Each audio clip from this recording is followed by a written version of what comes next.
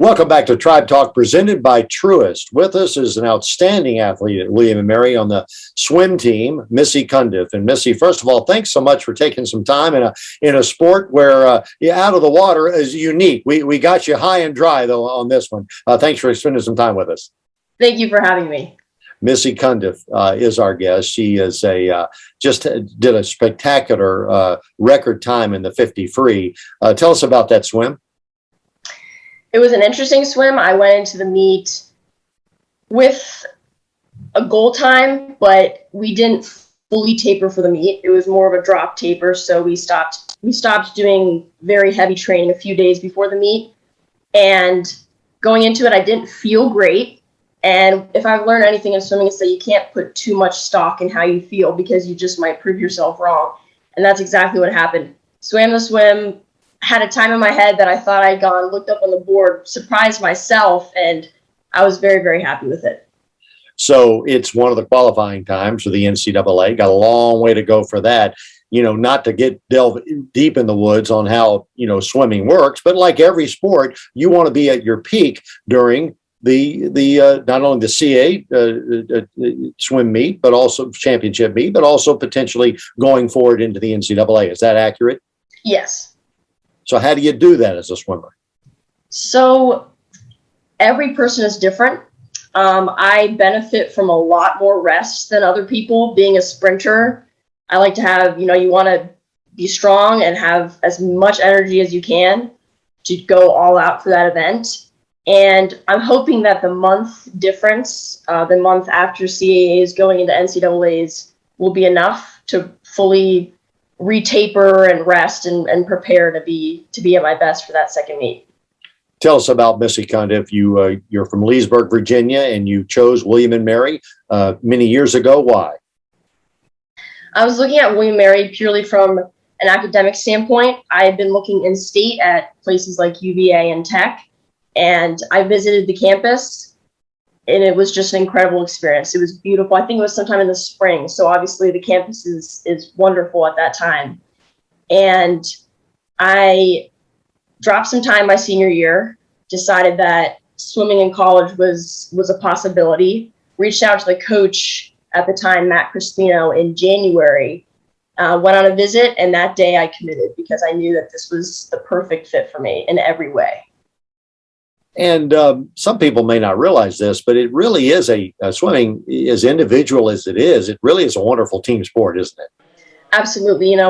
We swim our own races and we compete against each other, but at the end of the day, those team scores are the most important. You can have some of your worst swims in a meet, but if you are working your best and scoring points for the team, that's really ultimately what matters.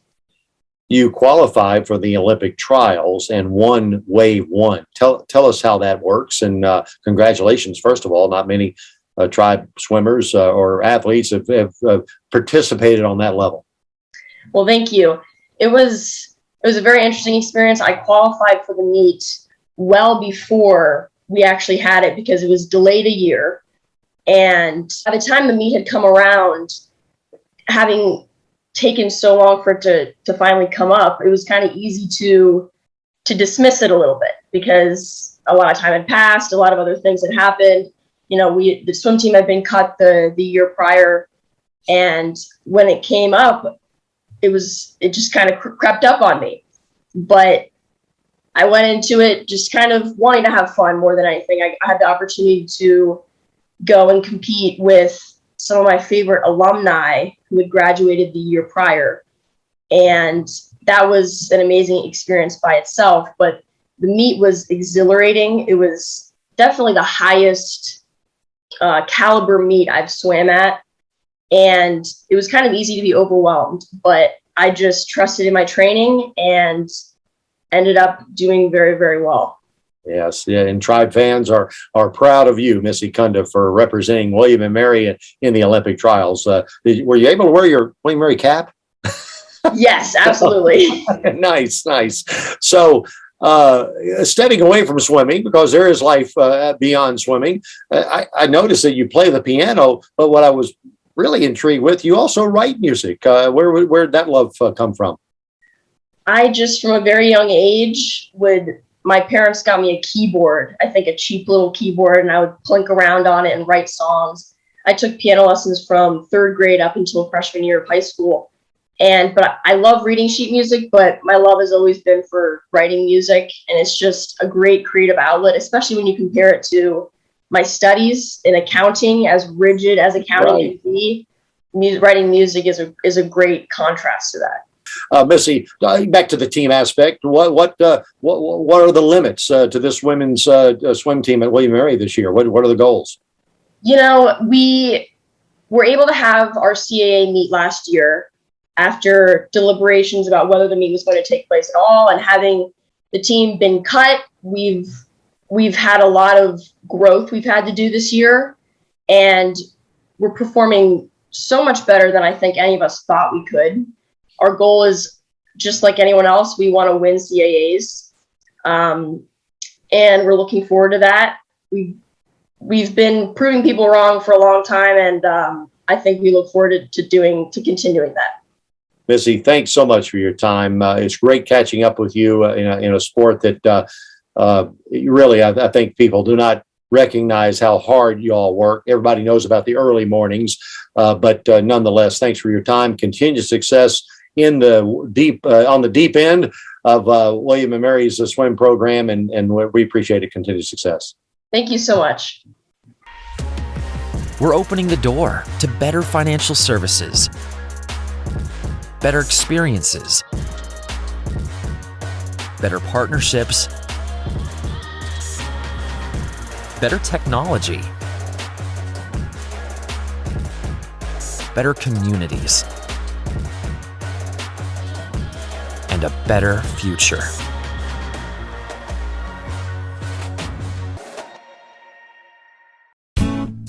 Everything you know about Colonial Heritage is true. A beautiful golf course with exquisite dining and superb event space. But this is also true. You don't have to live there to play, dine, or celebrate there. So let Colonial Heritage be your host for a round, a meal, or a gathering. It's all true. You don't have to live there to enjoy being there. At Colonial Heritage, golf memberships are available. ColonialHeritageClub.com.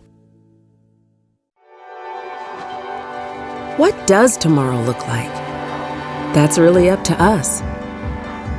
By exploring what's ahead and learning from where we've been, we find ways to care and teach ourselves and others how to heal, so that we can make life better by design.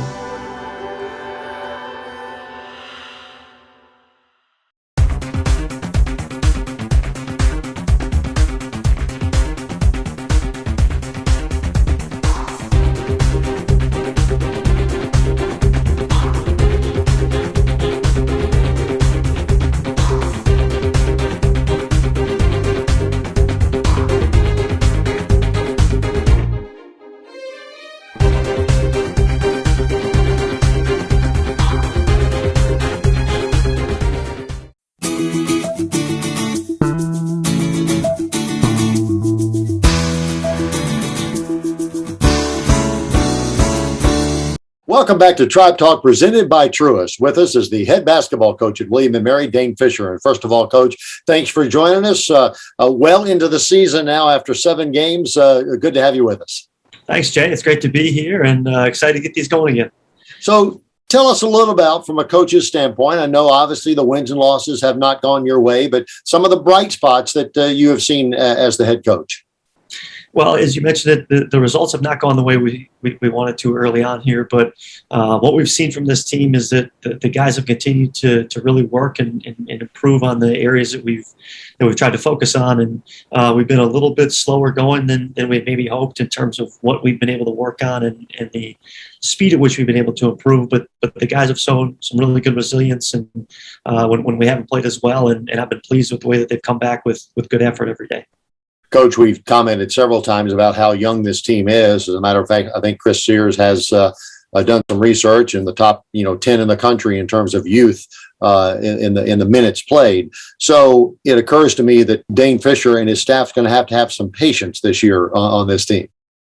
Yeah, unfortunately, maybe a little more than we'd like to. And we've talked about how young this team is, and it's just the way it's going to be this year, and what we need to do is just get these guys to understand, the process that it takes and how hard it is to win at this level and hope that we can make some incremental progress with it. And then, the hope being that as the season wears on, your youth becomes less and less of a factor and we can be playing well towards the end of the season.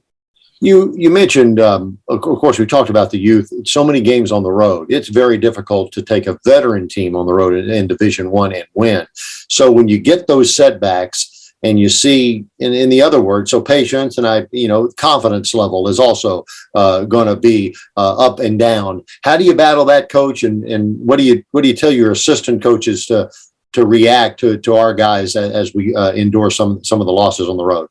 Well, it's a challenge because there's standards that we need to be able to meet and hold our guys accountable to, and at the same time, you don't want to be constantly telling them we're not doing it the right way, and have them thinking, that it's going to affect their confidence because they are doing some things the right way. It's that blend. Certainly, a lot of road games does not help because it's always tougher to go on the road and win in college basketball. So it's the schedule we have in front of us. We can't change that right now, and we just got to go out and prepare for the next day to do as well as we possibly can. Talking about some positives, you got a combination in that 5 position in Ben White and Langdon Hatton that's going to serve you well for years to come. 2 outstanding young men and with a lot of talent. Yeah, we're really excited about those two, and the way they've played this to start the season has been great. Moving forward here, we're going to start to see the 2 of them on the floor a little bit together because they're 2 of our better players, and that's going to give us a little different look, a little more physical look, a bigger look, and I think that's something that this team could use right now. So we're definitely excited about the front court right now, and certainly what it could become in the future. Putting all these road games aside, we do have Davidson coming up this weekend, but then 3 straight home games for the Tribe fans to enjoy Kaplan Arena. And I know you'll be enjoying that home stand as well. Absolutely. Yeah, we've loved being back in Kaplan and having our fans here. We've had 2, really good home games and great atmospheres, and we'll have some great opponents coming in. 2 local and regional rivals in Old Dominion and Hampton, and then a really good team in Fairfield that we didn't play last year because of COVID, and this is a game that's kind of a makeup for not playing last year. Coach, obviously we'll be talking to you throughout the season, but one aspect of college basketball is recruiting, and you've signed a couple of guys. I don't know if we can actually talk about them at this point in time, but tell us what you can about how the recruiting process is going.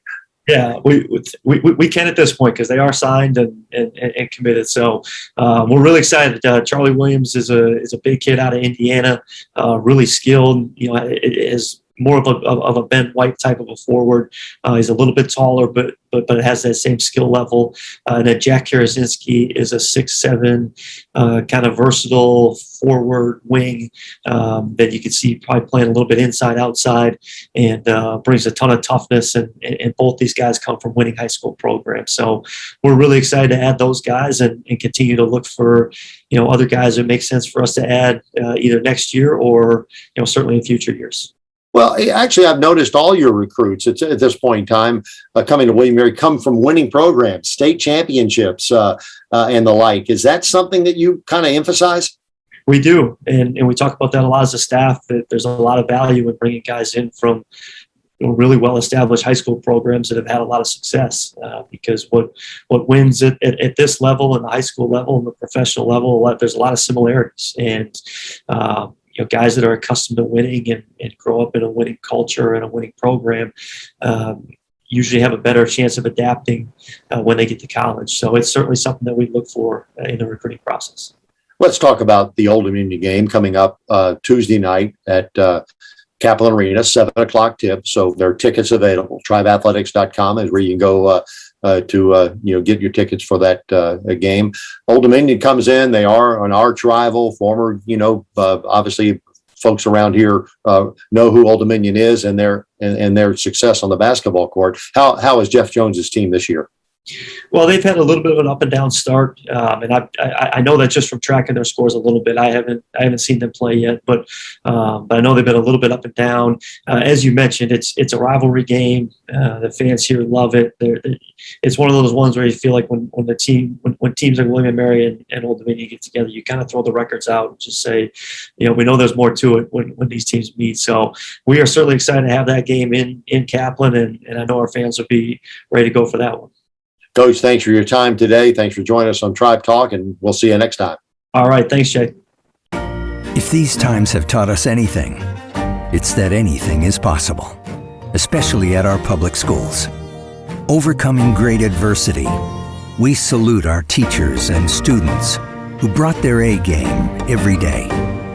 Whatever tomorrow brings, our commitment to public schools is stronger than ever. A win for education. The Virginia Lottery, $11 billion to Virginia's public schools since 1999. Fun fact, Mountain Dew and spicy chicken is the perfect combo. Does it look like I don't know that? Okay. Didn't mean to ruffle your feathers. We both did the employee training, Gary. Okay, don't jump down my beak.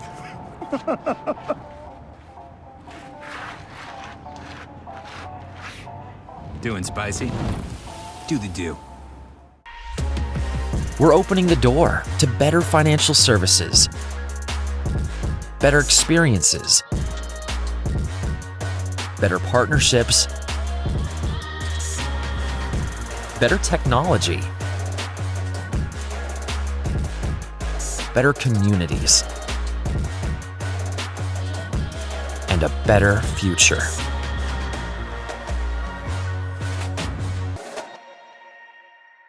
We are Growth for Virginia, a grassroots campaign bringing together students, parents, employers, and educators. We believe talent is what sets Virginia apart.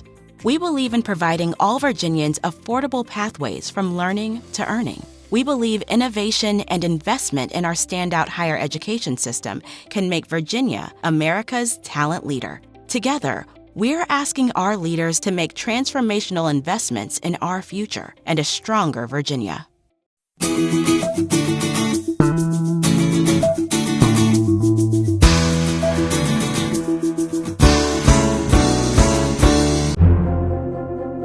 The William & Mary Student Athlete of the Week, presented by the Virginia Lottery, recognizes Tribe student athletes for their standout efforts in competition, the classroom, and the community.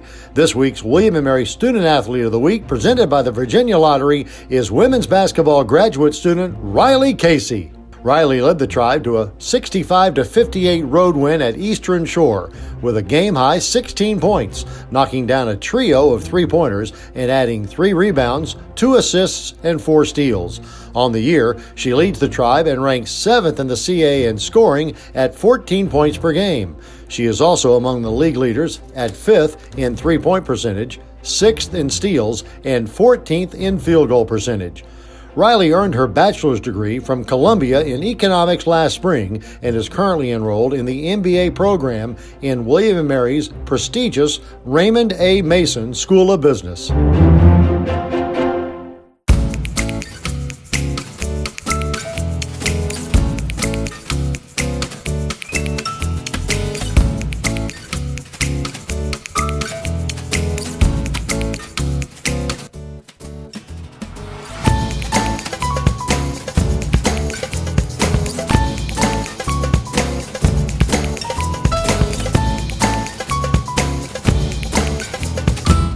Neighborhood. Everything you know about colonial heritage is true. A beautiful golf course with exquisite dining and superb event space. But this is also true. You don't have to live there to play, dine, or celebrate there. So let Colonial Heritage be your host for a round, a meal, or a gathering. It's all true. You don't have to live there to enjoy being there. At Colonial Heritage, golf memberships are available. ColonialHeritageClub.com. We're opening the door to better financial services, better experiences, better partnerships, better technology, better communities, and a better future.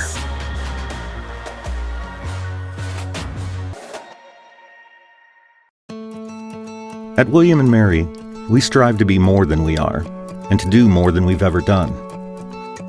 Here, we do not live in the shadows of the giants of American history that we helped to shape. We stand on their shoulders, reaching higher, looking further, and leading the way forward.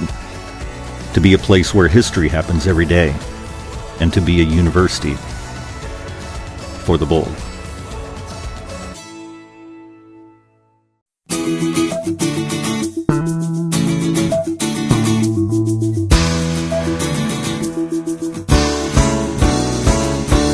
Welcome back to Tribe Talk, presented by Truist. With us is Riley Casey, one of the starting five for Tribe basketball this year. And first of all, Riley, thanks so much for taking your time, and your team off to a great start. Yeah, we are. It's been exciting to see how everything's coming together from the first game through, I guess, these last five. You are melding into the team wonderfully, I should say. But how is that going? It's always when you get a transfer or two on a team, you get to know your other team members, and clearly y'all are all getting along. Yeah, I think on and off the court, we have really good chemistry. It's interesting coming from a team that you've been on for 4 years and you kind of know the way around, know how everything works, and then coming and being the new person, but being one of the older people still who's looked to as a leader. So I'm just thankful that me and Kate came into this together. So you elected to continue your basketball career after graduating from Columbia, and Tribe fans are certainly happy about that. Talk us about that process and why you wanted another year to play ball. So when the Ivy League canceled the season last year, I was obviously really upset, like a lot of people were, but the previous year I was injured. So I ended up having 2 years of eligibility left, and I didn't want to end my career like that. I wasn't done playing basketball and wasn't ready to start, I guess, my life in the real world with a real job. So I went in the portal and ended up talking to Coach Swanson and was really excited about the opportunity here. It seems to me that you're also a classic example of the freedom that the new rules of the NCAA. I think it's been really interesting to see all of the changes in rules, and moving forward, it will be interesting to see how that affects, I guess, the next 3 or 4 years, especially with all the transfers. You're an Ivy League graduate, Columbia. Tell us about that degree and what you're doing at William & Mary. Yeah, so I majored in economics at Columbia.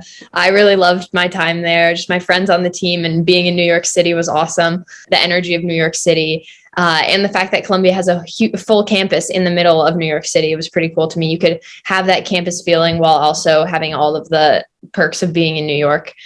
And now I'm in the MBA program at William & Mary, and I'm planning on focusing on finance and consulting or entrepreneurship in the MBA program. So New York City to Williamsburg, Virginia, quite the dynamics there. But it's nice. I really liked Williamsburg so far. It's an awesome town. I wanted to ask you specifically about an unbelievable performance. First of all, the Tribe had a wonderful win versus George Mason here at Capital Arena in overtime, where you got all 10 of your team's points to secure that victory. Congratulations on that, first of all, and tell us about the excitement of that overtime. Yeah, that was an exciting game. I think that was one of the first times that we have really kind of pushed through and made the jump to taking it away from someone. We've been up a couple games in the third quarter by like 14 or 15 and always let them come back into it. And we were kind of on the verge of letting that happen. Like we had just played Navy and we were winning the whole game, and then they came back and beat us.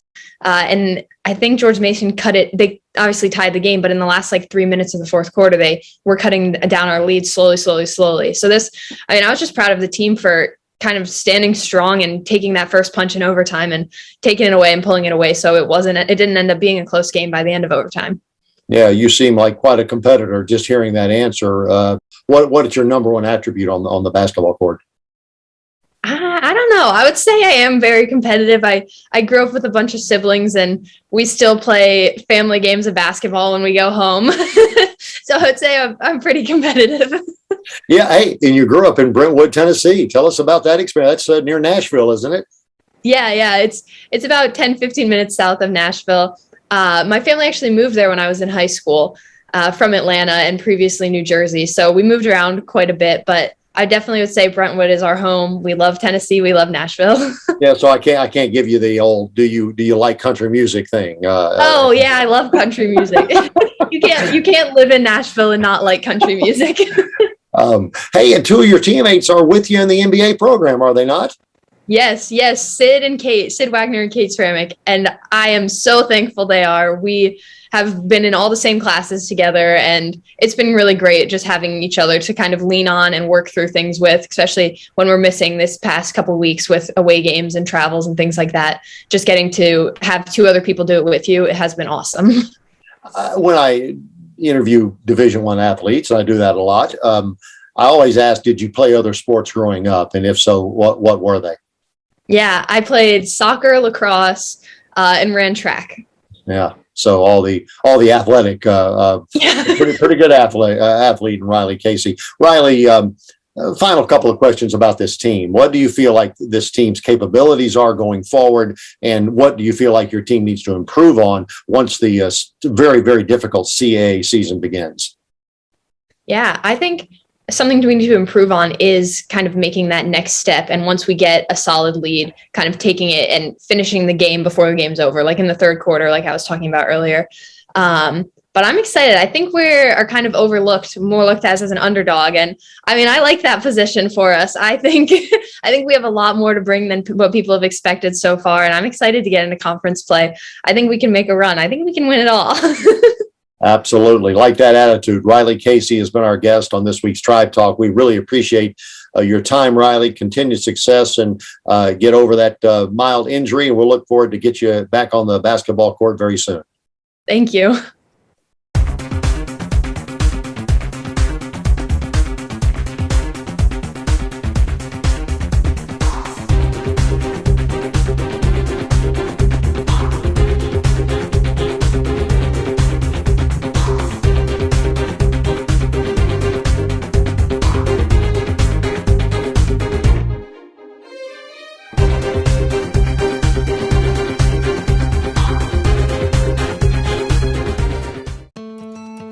At William & Mary, we strive to be more than we are, and to do more than we've ever done. Here, we do not live in the shadows of the giants of American history that we helped to shape. We stand on their shoulders, reaching higher, looking further, and leading the way forward. To be a place where history happens every day, and to be a university for the bold.